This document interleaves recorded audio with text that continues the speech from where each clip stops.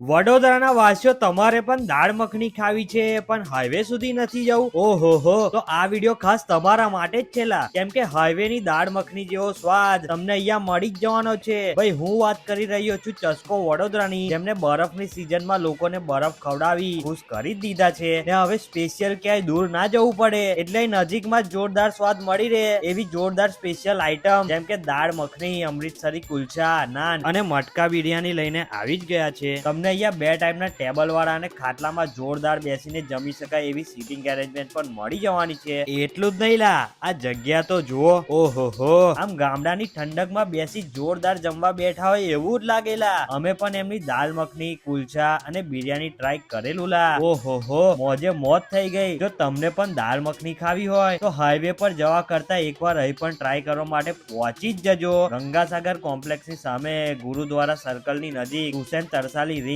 Road, Vadodara. લા રમન કાકા હેડો. અને આવા જોરદાર વિડીયો જોવા માટે હમણાં જ અમને ફોલો કરો.